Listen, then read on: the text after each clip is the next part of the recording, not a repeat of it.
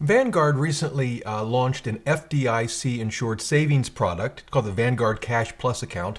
A viewer emailed me, wanted to know my thoughts on it, so we're going to cover it in today's video. We're going to first look at the account, what it does, what its features are, and of course how much interest it pays. Then we're going to compare it to other cash management accounts to see how it stacks up. Then we're going to compare it to other ways to invest your cash and see if maybe this is the best way to go or if there are some better alternatives. So let's dive right in. Here's the account. This is at Vanguard's website. Again, it's called the Vanguard Cash Plus Account. And it is, unlike a money market account, we'll talk about those in a minute, this account is FDIC insured. We get the details here. So it's 4.7% annual percentage yield, APY. That's its current APY. That is, of course, subject to change at any time. There are no fees. You get FDIC insurance coverage up to $1.25 million. And you see, as a former lawyer, these asterisks right here, they always catch my attention. And that's a double asterisk. So, you got to really be careful. We'll dive into the details in a minute. And there are some money market optional funds, and we'll talk about those as well. So let's just start with the APY, 4.7%. How does that stack up with other FDIC insured accounts? And here I want to make a distinction. Money market accounts, they are generally very, very safe, but they're not FDIC insured. And so we'll get to those in a minute. But what I want to compare that 4.7% to are other accounts that are FDIC insured. So let's do that. And we'll start with, let's see here.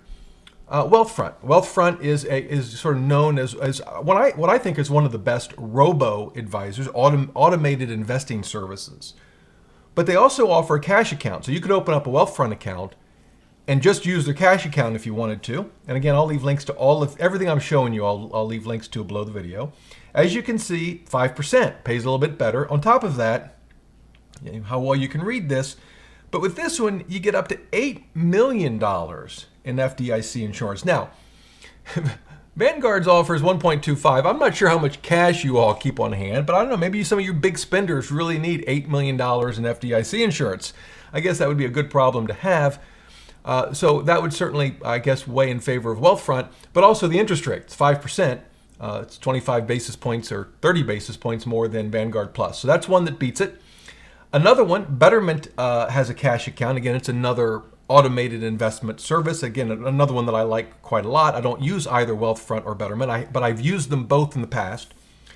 And it's paying 5.75%. They're actually running a special where you get an extra 75 basis points for 3 months, but I kind of discount that. It's fine if you're going to choose Betterment anyway, but I certainly wouldn't choose it because you get 75 basis points more for 3 months. But still, you get 5.75%. I guess that beats Vanguard by 5 basis points. And you get $2 million of insurance. So that's a second alternative. And by the way, you get $4 million with a joint account. I should come back here. With Vanguard, you get $2.5 million with the joint account. And then a third option is Empower. Now, Empower, again, we talk about their financial dashboard, a great tool to track your spending and your investments. But if you actually open an account with them, you could open up an account where they invest your money for you. But they also have Empower Personal Cash, and it's actually the same rate as Vanguard, but you get up to $5 million of insurance. So in the grand scheme of things, I think both from the interest rate or yield that Vanguard's offering and the insurance coverage, it's okay. It's good. Not great. Not certainly best in the industry for sure. It's okay. And it does beat out other options. So for example, Fidelity offers what's called their cash management account. It pays 2.72%. But in fairness, this really is more like a checking account than a savings account. And as you'll see, you get a debit card, you get ATM fees reimbursed, there's bill pay. So this really acts more like a checking account. And as checking accounts go, particularly if you want one connected to a broker, this actually is probably one of the best offered anywhere. But if your goal is just to put money aside for savings and you want the highest APY, obviously 2.72% ain't gonna cut it. So, but wanted to just give you that for a bit of comparison.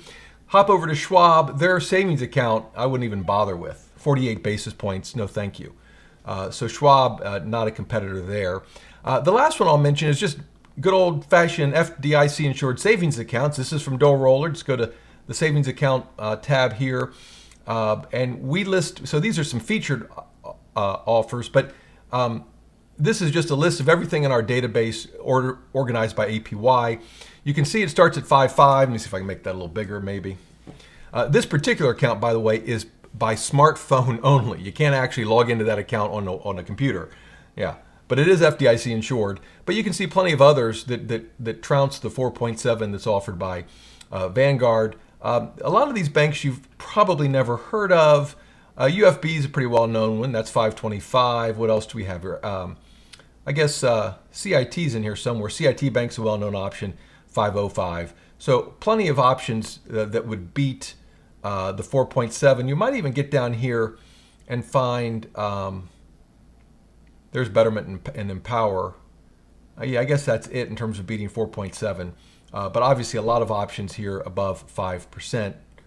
So at the end of the day, where I come out with this account is if you already have a Vanguard brokerage account and you just kind of want to keep everything in one place, I think 4.7, unless you're keeping a large amount of money and you really need to get that extra 25 basis points or maybe even a little more on your savings. If you need that, then yeah, you just find the highest rate you can find, this FDIC insured. But if that's not you and you're already at Vanguard and you have a brokerage account and you want to keep it all together, I certainly think this is a reasonable option. Is it best in class? Absolutely not. That's just not. Now, before we look at alternatives beyond FDIC insured accounts, there's something that's really, really important to understand. When you see these accounts like Vanguard's, like Wealthfront's, like Betterment's, where they're giving you millions of dollars in FDIC insurance, well above the limits, you have to recognize the way they're doing that is that the account you open up with them is not a savings account, but what they're doing is sweeping your money into FDIC insured bank accounts. That they're FDIC insured, and that's how you're getting your coverage. And the reason that they can offer you more than, say, the $250,000 limit that we're all familiar with is they use multiple banks. If you put $1 million in there, they'll sweep that into at least 4 different accounts, if not more. And that's how you're getting that extra FDIC insurance coverage. But here's the thing you need to keep in mind. Let's imagine you have an account at Citibank and you're already up to your limit at Citibank in an account, let's just say it's in your name only. And you open up one of these accounts at Vanguard or Wealthfront or one of the others, just in your name as well, and they happen to sweep some of your money into a Citibank account, if that's one of the banks they use, you may not get that full coverage, right? Because there are 2 different accounts, but they're both in your name and in an account that's just you as opposed to another account that's joint with someone else or perhaps a trust account. So you have to at least be aware of where they're sweeping your money if you have large sums of money already at banks. Hope that makes sense. Now, in the case of Vanguard, I'll show you. All of these different types of accounts, whether it's Wealthfront, Betterment, in this case Vanguard, will tell you who their participating program banks are. And in fact, right here, Vanguard has a PDF, and I'll show it to you. Here it is. So they use American Express, just naming some. Citibank, HSBC, Synchrony, so Truist. So a number of banks that you've probably heard of, maybe some, Next Bank that you haven't. But you want to keep that in mind. And in fact, if you look at those double asterisks, right? If we scroll down, I mentioned those earlier. We always got to read the asterisks. You'll see here, FDIC coverage may be decreased based on program bank limits and whether you've opted out of any program banks and is subject to FDIC coverage limits. Boy, I can't read today. But then read this one right here that they got in boldface. You are solely responsible for monitoring the aggregate amount that you have on deposit at each program bank in connection with FDIC limits, including your other accounts at Vanguard Brokerage Services. So you got to keep that in mind. Again, for many of you, you're like, Rob, look, I don't have millions of dollars at all these banks, so I'll be okay. But if you've got a lot of cash and you're really focused on maximizing that FDIC insurance coverage, you got to keep limitations like that in mind to make sure you've got the coverage that you think you have. Okay, now for the last question in today's video, it's okay, we've got all these different FDIC insured accounts. Are they the best way to go for our money? If I want, I want to have access to my money, but I want to earn the highest yield possible, maybe I should go with a money market account. Well, let's take a look at that. We'll stick with Vanguard. As I mentioned, they have a number of money market accounts, and they even alluded to them on this page where they talk about optional money market funds, and we can look at them. So again, I'll link to these pages below, so don't worry about trying to find it. But here you see a number of money market funds that Vanguard owns. Now, if we're comparing a money market fund to an FDIC-insured account, then what I'm looking for are what are called federal money market funds. Because remember, money markets invest in short-term debt, but it can oftentimes be short-term corporate debt, for example. In this case, we want short-term debt issued by the U.S. federal government. Why? Because we're trying to find something that's comparable to an FDIC-insured account. Now, an FDIC, the federal government, it's funded differently, right? The banks that are that are members of the FDIC have to pay the fees that fund the FDIC. And in fact, many of the big banks just paid a fortune because of some of the bank failures that happened just about a year ago. In any event, it's still very secure, but we want sort of that same federal protection. Now, in the case of a federal money market fund, we're getting that protection in a different way. It's not a contractual protection in the sense that, some government agency will step in and just pay us all our money should the money market fund go belly up, but rather it's the protection comes in the form of the protection offered by U.S. government bonds, and the general sense that they are about as secure an investment as you can make, and that's particularly true with very short-term U.S. Treasury bonds, which is what these federal money markets will invest in. Now, having said that, I think those funds that invest in short-term corporate paper, corporate debt, I think those are safe too. They're just, I guess, arguably not as safe as a federal money market. So that's what we're going to focus on. And you can see they have a couple. Here are U.S. Short-term U.S. Treasuries. You got three of them, really. So you've also got, as you can see here, municipal money. So those would probably not be as secure, but those have different tax. Those are tax exempt, and that's why the rate is so low.